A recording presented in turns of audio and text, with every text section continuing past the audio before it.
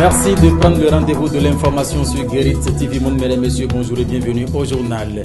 Certains individus mal intentionnés, ces ennemis jurés de la rupture, n'ont autre option que de peindre en noir l'effort que fournit au quotidien le gouvernement pour le mieux-être de la population. À Abomey, par exemple, c'est des câbles de Bénin Télécom Infrastructure qui sont coupés sur de longues distances par ces vils individus. Wilfried Azonraï et Carlos Sossou, tous deux de l'antenne régionale aux collines de Guérit TV Monde, ont effectué une descente sur les lieux pour constater le dégât que voici. Des câbles de Bénin Télécom sectionnés à Abomey, au quartier Awaga. C'est l'œuvre de certaines personnes mal intentionnées qui ont réussi à couper le câble à la recherche de cuivre, mais ils ont été dissuadés par les populations.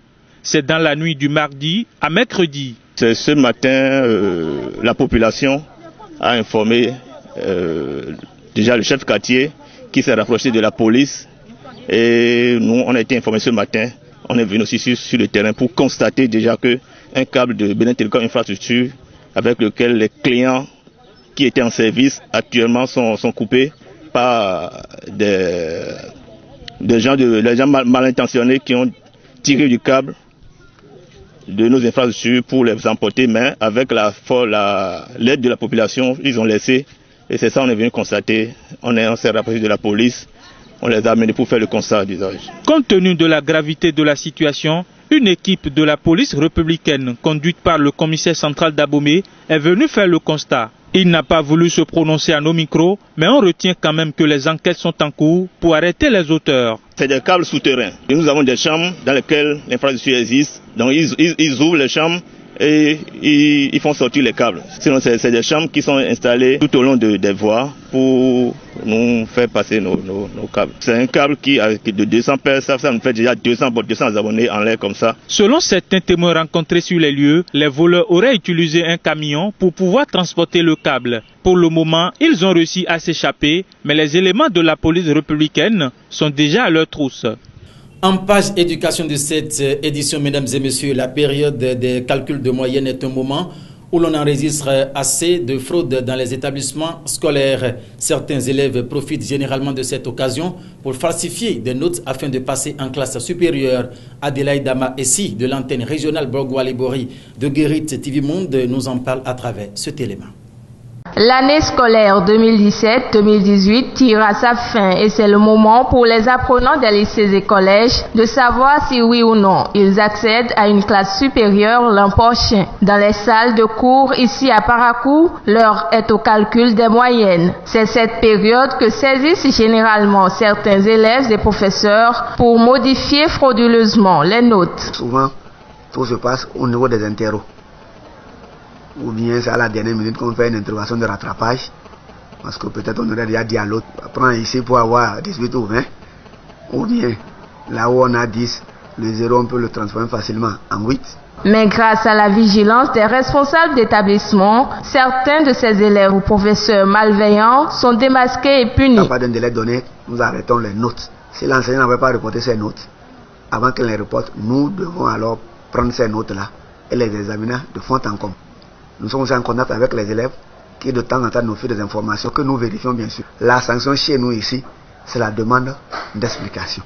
Quand nous finissons d'avoir ces explications et nous ne jugeons pas ça pertinent, on peut transmettre alors cette demande d'explication à l'autorité. Parfois, suite à cela, ça peut même conduire à l'affectation. Une prise de conscience immédiate s'impose donc au sein de nos lieux de savoir, car le petit élève fraudeur d'aujourd'hui deviendra à coup sûr un cadre dangereux dans l'avenir. Et cette édition se poursuit sur Guérit TV Monde. Dès ce lundi 9 juillet 2018, les candidats à l'assaut du brevet d'études du premier cycle BEPC affronteront les différentes épreuves du dit examen. Quelques jours avant l'ultime date, l'ambiance reste aux révisions et aux derniers réglages dans les établissements sur toute l'étendue du territoire national. Ilias Adeleke et toute sa bande de Guérit TV Monde ou Ouémé Plateau, basé à Porto Novo, s'en ont préoccupé à travers cette interview réalisée avec Madame Eudossi Sounouvou, directrice du Collège d'enseignement général de Davier, qui, en qualité de chef d'établissement et de bonne mère de famille, ici, exhorte.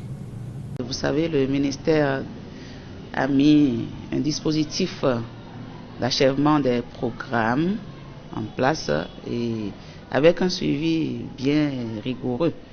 Il y a eu un examen blanc Les élèves étaient en conditions très strictes d'examen et déjà leur mental est préparé. Ils sont au top et les résultats ont été donnés et chacun a vu s'il est capable. Un enfant qui va à l'examen, c'est une matière délicate. Ils n'ont qu'à ménager les enfants, les candidats bien sûr, leur donner le maximum d'affection, leur donner le maximum d'outils et leur donner aussi le maximum en santé pour qu'ils puissent entrer dans les salles d'examen avec sérénité. Et aux élèves même, on ne choisit pas l'échec avant l'épreuve. Il faut qu'ils aient leur confiance en soi, il faut qu'ils aient confiance en eux-mêmes pour dire l'examen n'est pas de l'impossible et de se dire qu'ils peuvent réussir. Retour à Cotonou à présent pour parler du développement local. Les bonnes dames du marché Wologuédé au cœur de la ville de Cotonou souffrent le martyre. Et pour cause, l'état de délabrement avancé des toitures de leur hangar, ici même à Cotonou, une équipe de Guérit TV Monde est descendue dans ce marché pour le constat que voici. Si tu as 3 places, 4500, 4, ainsi de suite.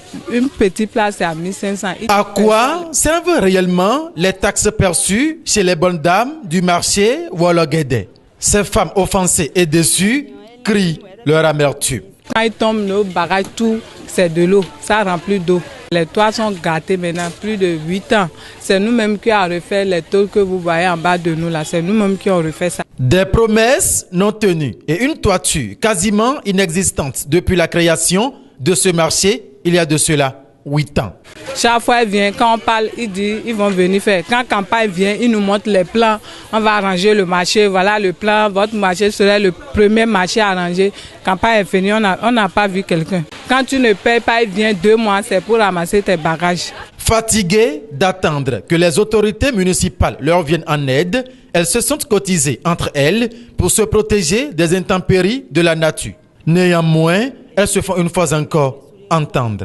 Ils n'ont qu'à avoir pitié de leurs mamans, leurs femmes, leurs filles qui sont dans le marché, qui se débrouillent. Ils n'ont qu'à venir arranger les toits pour qu'on soit à l'aise dans le marché. Et quand on vend, on est à l'aise. Le mois fini vient, ils vont percevoir leur tasse. Espérons que les appels de ces bonnes dames du marché Wologuédé, qui ne savent plus à quel sens se vouer, soient prises en compte.